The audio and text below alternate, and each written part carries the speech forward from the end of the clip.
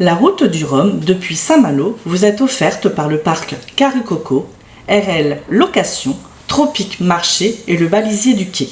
Bienvenue dans le plus grand parc attractif de Guadeloupe à Sainte-Anne, Caruqueraland. Le parc Carucoco vous accueille pour des moments de détente, de sensations, de confort et de formidables moments conviviaux. Le parc de Carucoco, impasse des Sapotilles, route de Delair à Sainte-Anne. Caruqueraland, c'est aussi Carucoco Lodge, des appartements d'exception à proximité du parc. Piscine, jacuzzi, jardin privatif, des espaces accueillants avec une décoration hors du commun. Des moments de détente uniques en Guadeloupe. Réservez dès maintenant votre séjour sans plus attendre. RL Location Automobile. Pour toutes vos locations de voitures et utilitaires en Guadeloupe, faites appel à RL Location Automobile. Avec RL Location Automobile, réservez en toute tranquillité, 7 jours sur 7, 24 heures sur 24. RL Location vous propose une large gamme de voitures et d'utilitaires au meilleur prix sur le site internet www.rl-location.com. RL Location, c'est aussi l'assistance et la livraison. Pour tout renseignement, contactez-nous au 05 90 106 687. RL Location Automobile, la location en toute simplicité.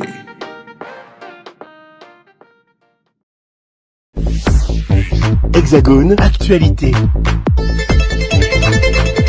Autre meilleure news, je vous le disais, nous nous trouvons sur ce grand pavillon de la Guadeloupe installé ici à Saint-Malo pour le départ de cette route dimanche qui sera donnée ici à Saint-Malo pour près de 138 skippers. Je vous le disais, depuis notre arrivée ici cet après-midi, il y a énormément de monde, notamment ici où nous nous trouvons. J'ai la grande chance d'avoir Henri Chalus, le président de la région Guadeloupe, qui évidemment organise, met tout son poids depuis quelques années au sein de la route du Rhum. Et on le voit apparemment, le succès est là. Il doit être très content de voir cette édition et de voir le monde qui circule ici au niveau de Saint-Malo, Henri Chalus. Oui, c'est un plaisir pour nous, mais surtout le nombre de Guadeloupéens qui ont fait le déplacement ici à Saint-Malo, sans compter ceux qui vivent vraiment dans l'Hexagone. Voilà, c'est une belle réussite. Et je tiens quand même à le dire, à féliciter Jean-Claude Nelson avec son équipe, les élus, Madame Petro, Madame Rampat, qui est déléguée au tourisme, qui ont fait un travail considérable avec aussi Camille Pelage, qui vient d'arriver aujourd'hui, qui a perdu sa belle-mère. Je tiens quand même à saluer la famille de Camille Pelage. C'est une fierté. Et tout le personnel de la région mené par Denis Céleste, qui font un travail considérable depuis 2018. Et cette année encore, qui ont été plus loin, parce que comme vous l'aviez dit, il y a 138 skippers. Et nous risquons de battre un record d'affluence cette année encore à Saint-Malo. Alors évidemment, ce qui est impressionnant sur ce pavillon, c'est le grand nombre d'exposants. J'ai connu beaucoup d'éditions de la Route du Rhum. Jamais je n'ai vu autant d'exposants ici à Saint-Malo. Eh bien oui, c'est une volonté de la Guadeloupe d'emmener beaucoup de Guadeloupéens, de faire connaître un peu nos traditions, la culture guadeloupéenne, la restauration. Vous avez un lycée, le lycée hôtelier du Gosier, qui a un restaurant qui ne se remplit jamais. Toute la journée, les gens viennent manger. Des jeunes qui sont en formation, qui sont en stage, accompagnés d'enseignants. Nous avons le lycée du Lamentin, le collège du Lamentin. Nous avons des groupes carnavalesques de la Guadeloupe qui sont là, des artistes comme Jean-Marc Ferdinand, Oni Théophile, Missier Sadik, il y a le jeune Chris et Calbascade. Donc c'est un plaisir de venir avec tout ce monde pour montrer un peu le savoir-faire guadeloupéen. Et ce que nous voulons, c'est des retombées économiques pour que la population de la Bretagne puisse aussi venir à l'arrivée de cette course. Et je peux vous dire, selon nos hôtesses dans notre stand, le monde qui pense venir en Guadeloupe, je pense qu'on aura un problème pour pouvoir loger tous ces visiteurs. Est-ce qu'après les éditions de la Route du Rhum, vous avez eu cette possibilité de mesurer justement cet impact de la Route du Rhum, d'une telle manifestation pour la Guadeloupe? Ça a été fait, rappelez-vous, en 2019, après l'édition de 2018, nous avons une croissance de 4%. Aucune région de France n'avait fait ça. Moins 6% de chômeurs en Guadeloupe. Et si vous avez entendu dernièrement les rapports de l'INSEE, la croissance est encore en train de remonter en Guadeloupe. Le chômage diminue en Guadeloupe. Donc c'est un travail considérable de la région qui est responsable du développement économique. Et nous continuerons en ce sens pour pouvoir offrir à la Guadeloupe plus de richesses et créer plus d'emplois pour notre jeunesse. Je parle des exposants qui sont présents ici, mais on est obligé de parler des skippers guadeloupéens. Et sans l'effort de la Guadeloupe, de la région Guadeloupe, ne serait pas là. C'est très important d'avoir ces Guadeloupéens au sein d'une telle compétition, Henri Chalus, et de les aider pour qu'ils y soient. selon ce que nous sommes en train de mettre en place avec Karl Chipotel, avec Victor Jean Norel, nous avons le jeune Tellier qui nous accompagne et aussi le président du CRPM Charlie Vincent. Nous souhaiterions que d'ici 4 ans, nous ayons une quinzaine de skippers guadeloupéens. Et c'est pour cette raison que la région Guadeloupe, et je le dis, c'est la seule région aujourd'hui, pas de commune, qui accompagne financièrement ces skippers de manière à les aider, à leur permettre d'aller encore plus loin. Nous n'avons pas de grands sponsors comme dans l'Hexagone.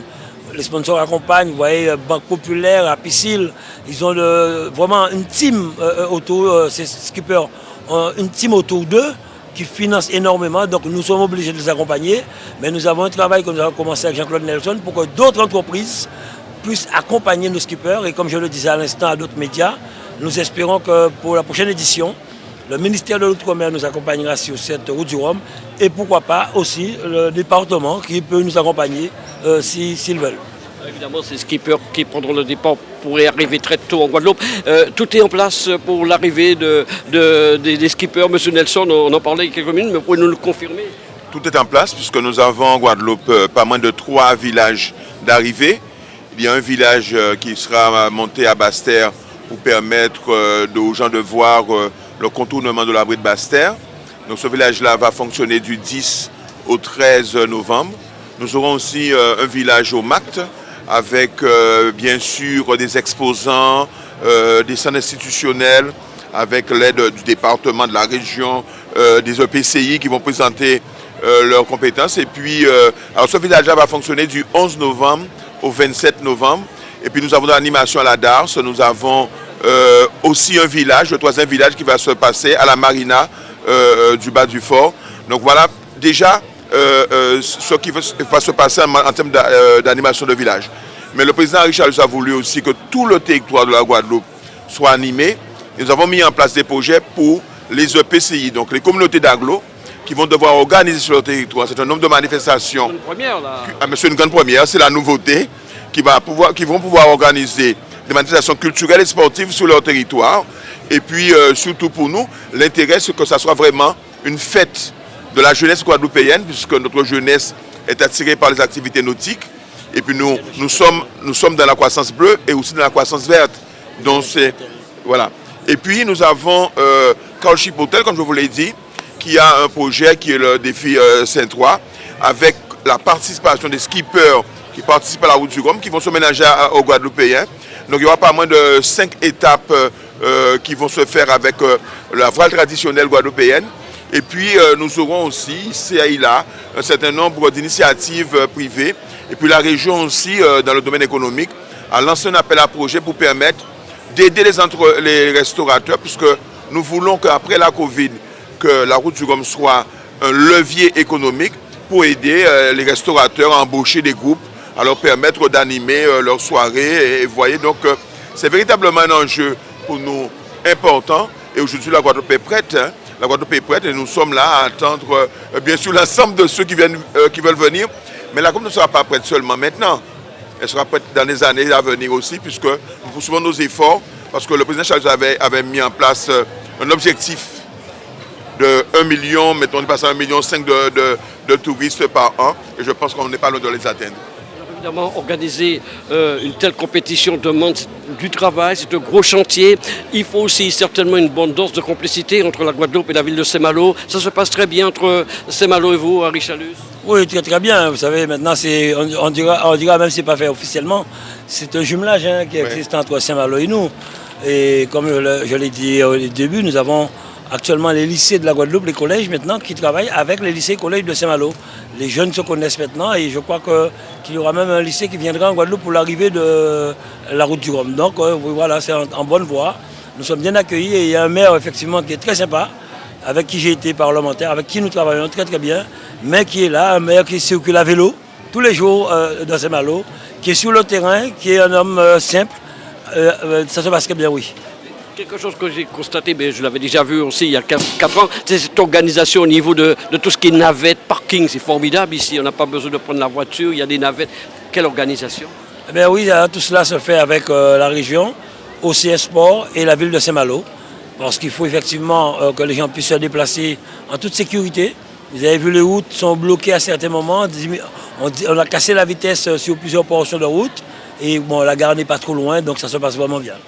Merci à vous, Harry Chalus, président de la région de Guadeloupe, pour trouver de tous vos collaborateurs de nous avoir parlé de cette 44e édition. Vous avez peut-être, oui, nous voulions faire l'interview après, mais peut nous parler effectivement de ce secteur du tourisme et de connaître un petit peu l'impact pour justement la Guadeloupe, de la présence de ce pavillon Guadeloupe, de la destination Guadeloupe pour le tourisme. Et un bon chiffre, puisqu'il paraît, sur les fêtes de la Toussaint, que les hôtels sont pleins en ce moment, Guadeloupe, Martinique, exact. Eh bien, cette route du Rhum est exceptionnelle.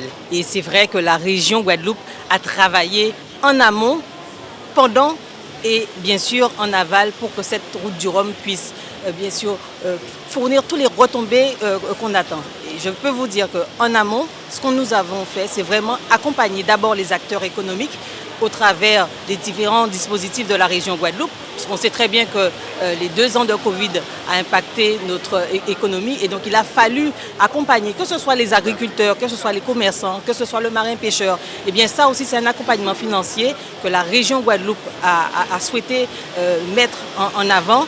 Et bien sûr, nous avons également travaillé avec nos hôteliers. Effectivement, aujourd'hui en Guadeloupe, tous les hôtels sont pleins, mais nous avons souhaité que ces hôtels puissent proposer des produits, des activités de qualité. Et c'est pour ça qu'au niveau de la direction du tourisme, nous avons en amont fait un travail vraiment de proximité avec nos meublés de tourisme, nos hôteliers, pour qu'ils puissent vraiment proposer des produits d'exception, des produits de qualité.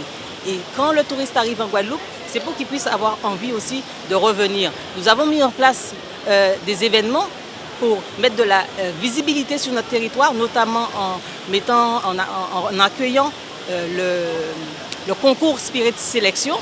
Et bien là aussi, c'est mettre nos produits, nos rhums en valeur, le savoir-faire de nos distilleries, de nos producteurs, de nos commerçants, parce qu'on souhaite bien sûr que ces rhums qui sont vendus actuellement sur le village, et bien par la suite, qu'on puisse retrouver ces rhums, notamment dans les commerces de Saint-Malo, dans les grandes surfaces, parce que c'est ça aussi les retombées économiques, c'est pouvoir trouver les produits dans les grands magasins, bien sûr en Guadeloupe, mais aussi dans le monde, pas seulement à Saint-Malo, mais vraiment qu'on puisse vraiment trouver nos produits quasiment surtout dans tous les pays. Parce qu'il faut savoir qu'on met de la visibilité sur nos manifestations sur la Guadeloupe pour que justement ceux qui sont à l'extérieur puissent voir le potentiel que nous avons en Guadeloupe. Quand le président vous entend, il doit être content parce que je me rappelle des premières interviews que je réalisais avec lui lors de sa première mandature. Il faisait d'une priorité le secteur du tourisme. Satisfait aujourd'hui, Harry Chalus? Oui, on est satisfait, mais on peut aller encore plus loin. Et comme je le dis souvent, ce qui nous gêne, c'est la loi sur le littoral qui nous empêche vraiment de développer notre littoral, d'aménager notre littoral, de créer plus de gîtes sur notre littoral, plus de restaurants, des lieux d'animation, des allées pour que les gens puissent marcher. On a la possibilité, mais on est bloqué par toutes ces lois. Une autre personne que je voulais donner la parole, qui joue un rôle, première réaction par rapport à l'effervescence qui règne ici, sur ce pavillon de la Guadeloupe, et de voir tant de monde qui admire la Guadeloupe, qui admire les vitrines de la Guadeloupe. Eh bien oui, c'est important puisque c'est vrai que dans le cadre de cette route du Rhum, la destination Guadeloupe, c'est important. Donc promotionner la Guadeloupe, promotionner tout l'art de la Guadeloupe, l'art culinaire, la culture et tout ça, c'est important grâce à cette route du Rhum. Donc c'est vrai que ma collègue l'a dit, on a commencé avec le spiritourisme. Le spiritourisme était un tremplin également pour pouvoir promotionner la destination Guadeloupe. Et nous poursuivons avec la route du Rhum pour cette destination Guadeloupe et mettre en valeur vraiment tout l'art de la Guadeloupe à travers cette route du Rhum. Il faudrait savoir aussi que nous avons voulu mettre en avant les jeunes chefs guadeloupéens. Donc nous avons mis en place une opération avec le chef Le Riche et le chef Bibrac et nous sommes heureux d'accueillir tous ces jeunes guadeloupéens qui ont fait leur classe dans le lycée hôtelier de la Guadeloupe, qui travaillent. Certains d'entre eux sont à 2 doigts d'être des chefs dans un certain nombre de restaurants. Et nous avons voulu promotionner un peu aussi à travers leur savoir-faire les produits guadeloupéens, comment on peut les cuisiner, qu'on peut les présenter différemment. Et nous sommes fiers qu'aujourd'hui, eh bien, il y a des ateliers qui sont mis en place ici sur le stand de la région Guadeloupe afin de pouvoir mettre en avant le savoir-faire de notre jeunesse et là, sur leur capacité à pouvoir offrir au monde des choses extraordinaires. Voilà. Quand on vous dit que rien n'a été loupé ici, on a même la chance d'avoir Miss Guadeloupe avec nous, qui est un petit peu l'ambassadrice, on va dire, de la Guadeloupe. Alors comment vous vivez ces moments ici à Saint-Malo? C'est une grande première pour vous? Alors je viens d'arriver, je suis vraiment contente, honorée de participer à cet événement et vraiment merci à la région et au comité des îles du tourisme de la Guadeloupe. Essayez de faire passer sur la Guadeloupe à ce public si nombreux jusqu'à dimanche ici.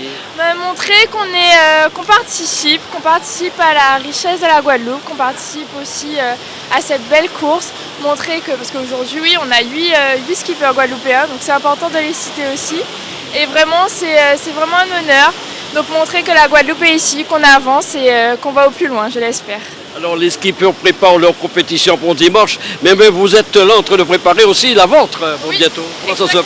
Alors je prépare la compétition pour l'élection de Miss France, notamment avec des cours de démarche, d'élocution, de coaching en catwalk, de sport, de kinésiothérapie. Enfin vraiment, c'est vraiment tout un ensemble de coaching qui vont, je l'espère, me permettre d'atteindre la couronne de Miss France. Je suis ravi d'avoir Miss France aussi sur le pavillon de Guadeloupe. Bon, en fait, vous avez pensé à tout, en quelque sorte. Vous avez... c'est pour bientôt. Alors, Miss Guadeloupe. Vous avez fait un bon lapsus. Ce qui est bien, c'est qu'aujourd'hui, on se rend compte que même la Miss Guadeloupe fait partie un peu de toute notre tradition guadeloupéenne, nos belles femmes, nos jeunes qui veulent arriver. Et c'est une fierté pour nous de savoir que la France a demandé à l'ancienne Miss Guadeloupe qui a été Miss France, Clémence Bottineau, de la représenter à Miss Monde cette année. Donc c'est important pour nous ça, parce qu'il y a une Miss France actuellement en fonction.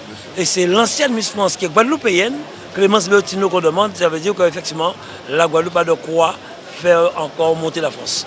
Merci. Ça veut dire quoi? Ça veut dire que la Guadeloupe était une terre de champions. C'est devenu une terre de beauté. Et on croise les doigts pour qu'elle soit élue Miss France. Merci Miss Guadeloupe, merci à vous Richalus et à tout le monde. Je vous propose de regarder d'autres sujets. Nous sommes ici jusqu'à dimanche autour de la Guadeloupe. Pour vous montrer aussi ces belles vitrines, tout ce qu'ils ont dit sous la Guadeloupe. Je peux vous dire, je suis moi-même impressionné de voir le monde qu'il y a ici à Saint-Malo.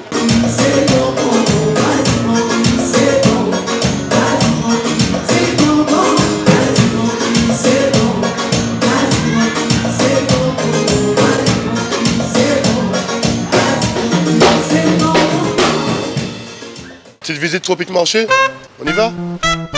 Alors on a le rayon jus, avec les sirops, tout ce qui suit. On a des ignames blancs, ignames France, ignames jaunes, avocats, patates douces, des cives, persil, bananes, christophine, riz, haricots, la pâtisserie, le poisson, le lambi, attention, et les boudins, les acras. On va prendre un peu des épices, boudin, sauce chien, graines à roussil, colombo, pâte à colombo, sauce colombo et tous nos fameux piments aussi, des vrais piments. Chez Tropique Marché, on vous attend, on vous accueille, on est ouvert. Tout est là chez Tropique Marché. C'est bien des autres, venez qu'à Tropique Marché. On vous attend. Attention, dorénavant, à partir du 2 novembre, la péniche, le balisier du quai, vous attend au 52 quai, point du jour, à Boulogne-Billancourt, du mercredi au samedi. Restauration, Guadeloupe, Martinique, Guyane et Réunion. Attention, ouverture du mercredi au vendredi de 12h à 15h, du jeudi au samedi de 19h à 22h, plus ambiance discothèque jusqu'à 2h du matin, tous les vendredis et samedis. La péniche, le balisier du quai, infoline 01 42 53 21 63. 01 42 53 21 63. Outremernews.fr, le site de l'actualité Outre-mer, 24 heures sur 24 et 7 jours sur 7.